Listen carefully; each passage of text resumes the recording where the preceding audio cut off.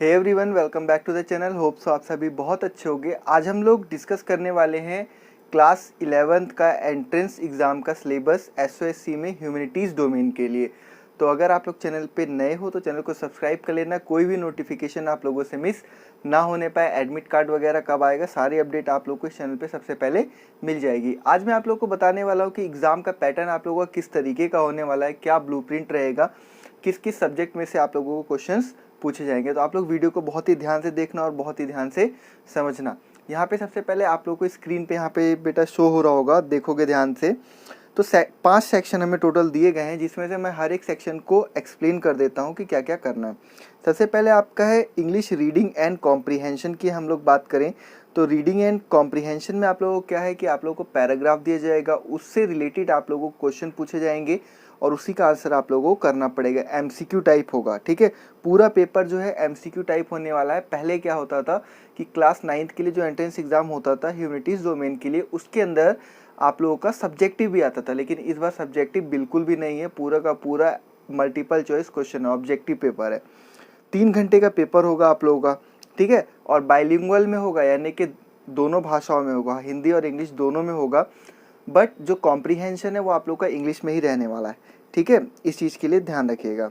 तो यहाँ पे फर्स्ट जो आप लोग का पोर्शन है इंग्लिश रीडिंग एंड कॉम्प्रीहेंशन का, उसके अंदर क्या बोला गया है, read and comprehend different types of text to retrieve information. Paragraph को पढ़ के इन्फॉर्मेशन रिट्रीव करनी है, इंटरप्रेट करना है, जो भी इन्फॉर्मेशन पूछी गई इवेल्युएट करना है, ठीक है। और रिफ्लेक्ट ऑन टेक्स्ट, और जो भी टेक्स्ट से रिलेटेड जो भी क्वेश्चन पूछा जाएगा उसी का आंसर करना है। मतलब कुल मिला जुला के आप लोग को इसी बात पे ध्यान देना है। Basic language elements like grammar, punctuation, spelling etcetera in context, इससे रिलेटेड भी पूछा जा सकता है कि कौन सा पंक्चुएशन मार्क है। ग्रामर में अगर पूछा जा सकता है कि एंड अंडरलाइन है तो ये कंजंक्शन है, प्रीपोजिशन है, प्रोनाउन है, क्या है, ऐसा भी पूछा जा सकता है, ठीक है। तो तैयार रहना। सेकंड पोर्शन है आप लोग का data interpretation and logical reasoning. Logical reasoning वगैरह के क्वेश्चन भी आप लोग को आएंगे। रीजनिंग में आप लोगों का कंसीडर होता है एप्टीट्यूड, जिसे हम लोग बोलते हैं अभिमन्यु टेस्ट सीरीज। अगर आप लोगों ने चैनल पे देखी होगी, सीजन 1 और सीजन 2 के नाम से प्लेलिस्ट बना रखी है, उसके अंदर पूरे का पूरा पोर्शन कवर है, जहाँ से आप लोग तैयार कर सकते हैं। यहाँ पे आपको ऐसे क्वेश्चन आएंगे लाइक आपको जैसे पाई चार्ट वगैरह दे दिया, उसी के अकॉर्डिंग, और आप लोगों ने स्टैटिक्स वगैरह पढ़ा होगा, उसी से रिलेटेड क्वेश्चंस होगा, उसको समझना है, जो भी डेटा आप लोगों को गिवन होगा और उसी के अकॉर्डिंग आप लोगों को आंसर करना है। यहाँ पे दिया गया फर्स्ट में understand data and numbers to organize data as per requirement. Data को ऑर्गेनाइज करना है जैसे भी रिक्वायरमेंट हो। Interpreting data to get meaningful conclusion, data को इंटरप्रेट करके समझ के मीनिंगफुल कंक्लूजन निकालना है।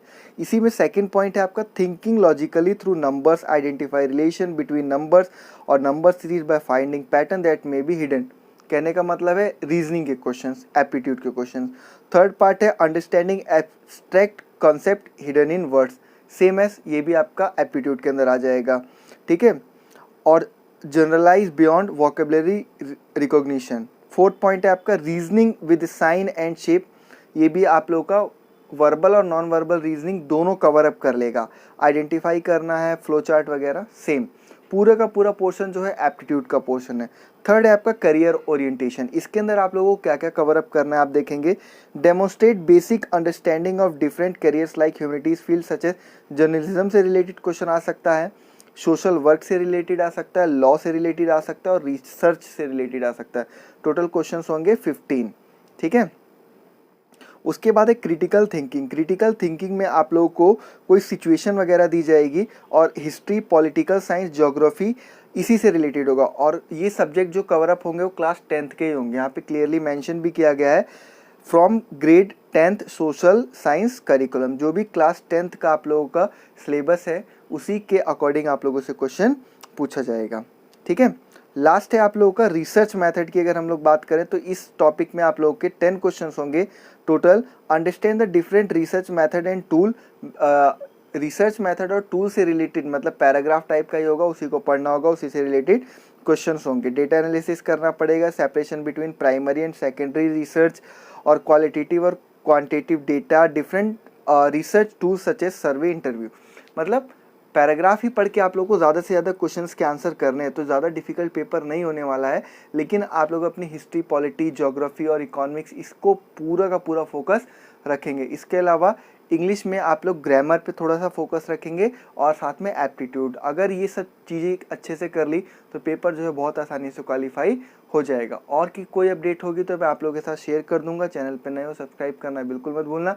वीडियो अच्छी लगी तो अपने दोस्तों के साथ भी शेयर कर देना। All of you, thank you for watching the video. Stay connected and be updated.